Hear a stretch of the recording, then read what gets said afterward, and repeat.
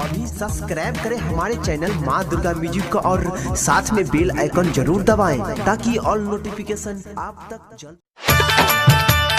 राधे राधे कहीं का छौरी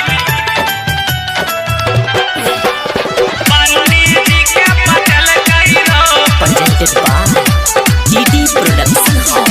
पूजा करा गेल छौरी सेटिंग अपन लगल कइरो। हाँ सेटिंग अपन लगल कइरो। सुनना सेटिंग अपन लगल कइरो। राधे राधे कहीं का छौरी पंडित जी के पटल कइरो। राधे राधे कहीं का छौरी पंडित जी के पटल कइरो। राधे राधे कहीं का छौरी पंडित जी के पटल कइरो। DJ Sumit Satish, DJ Sumit Satish, Rayma, Rayma, presented by DD Production House। छौरी मंदिर के घंटा बजबै छै। हाँ हाँ पंडित जी के पटबै छै। साइड में जाके छौरी प्रसादी से हो खेल कइरो। हाँ हाँ प्रसादी से हो खेल कइरो। सुनना प्रसादी से हो खेल कइरो। राधे राधे कहीं का छौरी पंडित जी के पटल कइरो। राधे राधे कहीं का छौरी पंडित जी के पटल कइरो।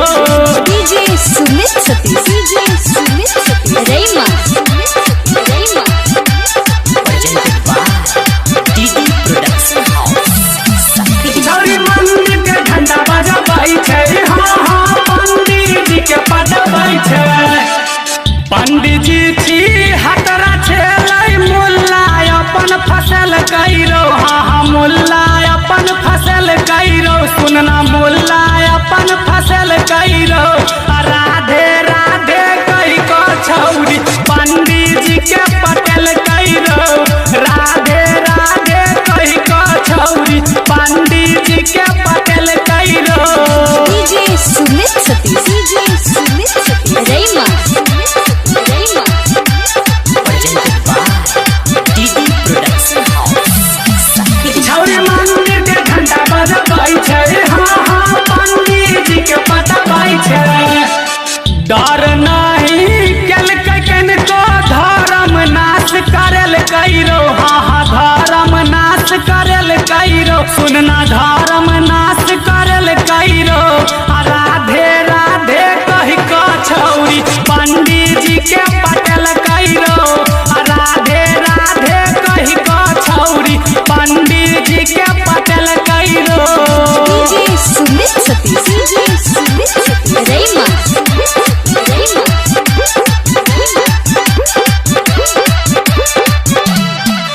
भेल छौरी के नहीं लाज शरम। हाँ हाँ चलकै के हन करम।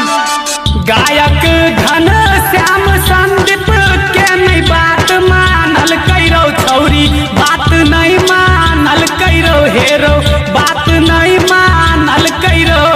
राधे राधे कहीं का छौरी पंडित जी के पटल कइरो। राधे राधे कहीं का छौरी पंडित जी के पटल कइरो। Recording by DD production house Sakri 97 084 45 7।